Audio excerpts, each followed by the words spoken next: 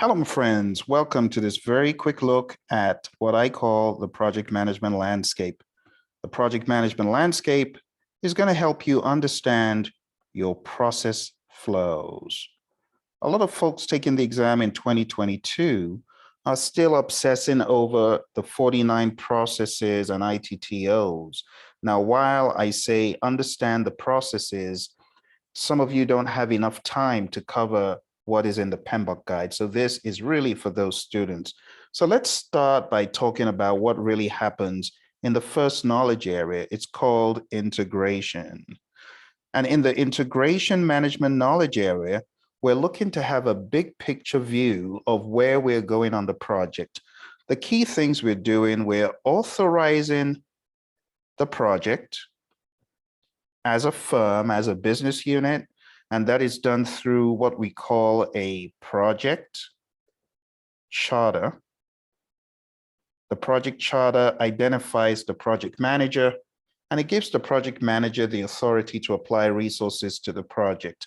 We're also in integration creating the project management plan. That's the next thing we do. The project management plan shows us in more detail where exactly we're going, how we're going to get there.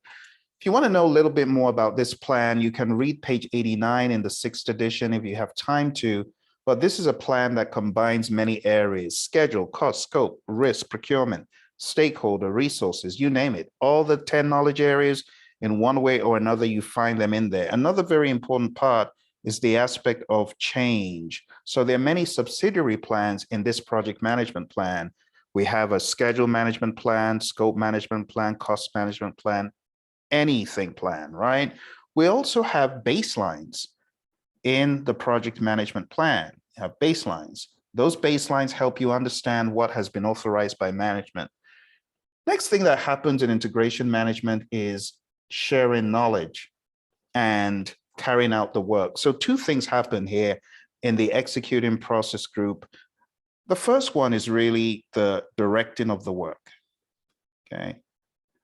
And we call that direct and manage project work, but it's really directing the work, executing the work, and get stuff done. That's really what it is. As you're directing the work, you should make observations about how things are progressing and take some overarching data as you proceed. That data will be analyzed later on.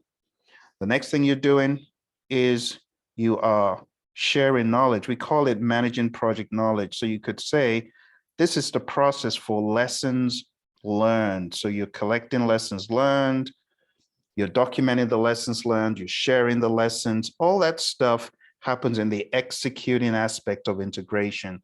The next part of integration is the monitoring and controlling aspect. So we say monitoring and controlling process group, but the process in integration is actually called monitor and control project work, right? In monitor and control project work, we are creating reports, work performance reports.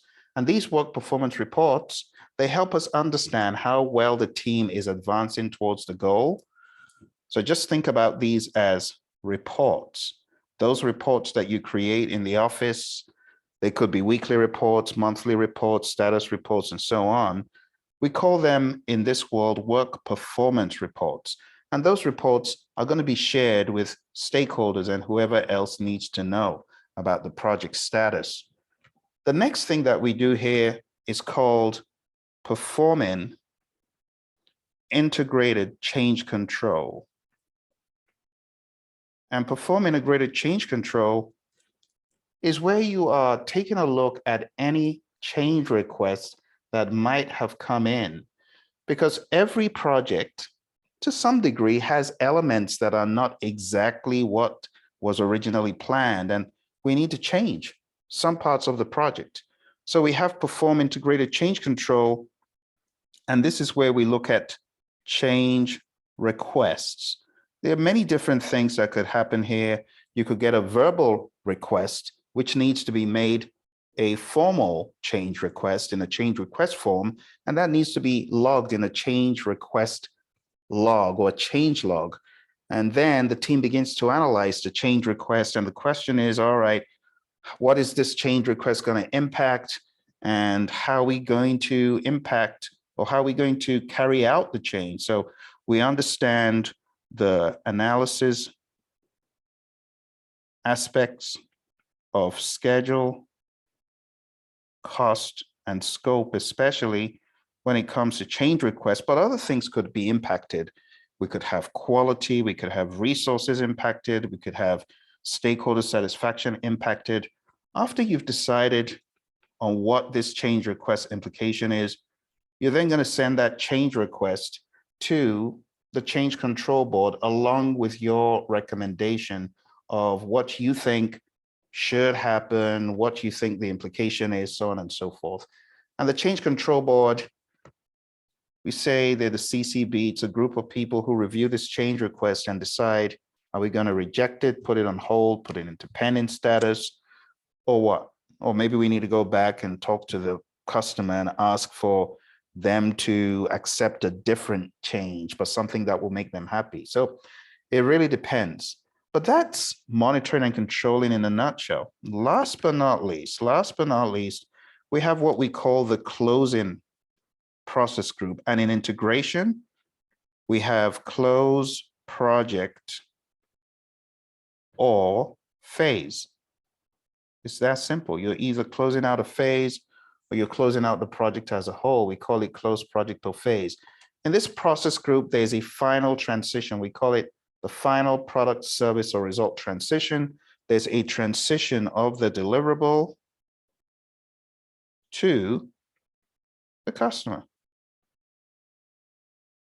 And that's pretty much what integration is all about. Now, the reason why integration is so important is everything else revolves around integration. Let me show this to you. We authorize, and then we plan, and then we execute.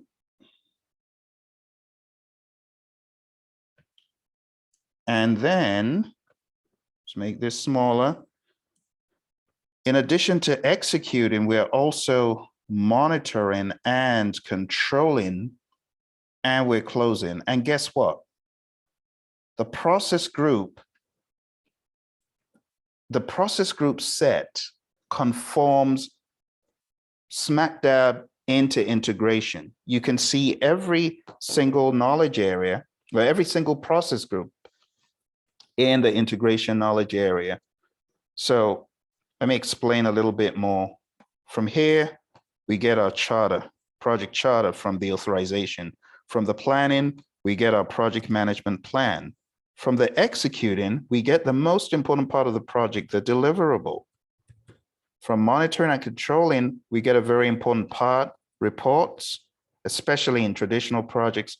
And from closing out the project or phase, we get a transition, we get closeout, and we archive any lessons learned so that on the next project, we can implement them.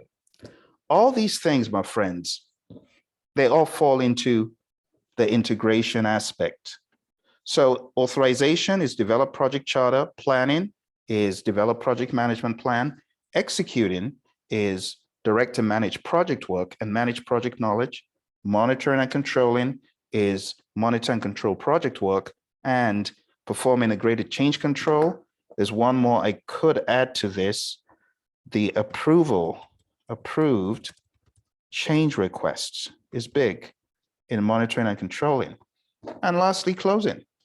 Now, everything else in project management fits into this stream right here. Whether you're doing resource management fits in because we have a resource management plan, and then we're going to execute the resource management plan. And then we're going to monitor, or I should say, control physical resources. If you think about risk management, risk fits in here as well because we got a risk management plan. We're going to execute, that's implement risk responses, in addition to all of the identification stuff that we do in planning within risk, right? We're also going to monitor risks.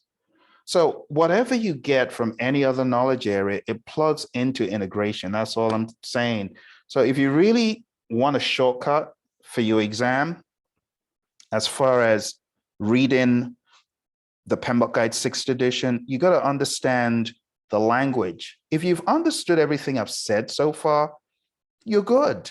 That's pretty much it. You don't have to cram memorizing names of processes. It's good to know them. So the real world is different. In the real world, I would advise PMs who are going for job interviews and stuff to know their processes, know their artifacts and all that stuff, for sure, right? Know it to the T in my mind, because I've been asked in interviews verbatim some of this stuff, okay? But as far as your exam is concerned, you don't have to cram the 49 processes or ITTOs. You just need to understand the general flow. What is happening? Again, it's authorization, it's planning, it's doing the work, it's monitoring and controlling the work, checking the work, making sure that everything is going according to plan, and ultimately closing. That's really what it is. All right. I hope this helps give you some confidence, my friends. All the very best, and bye for now.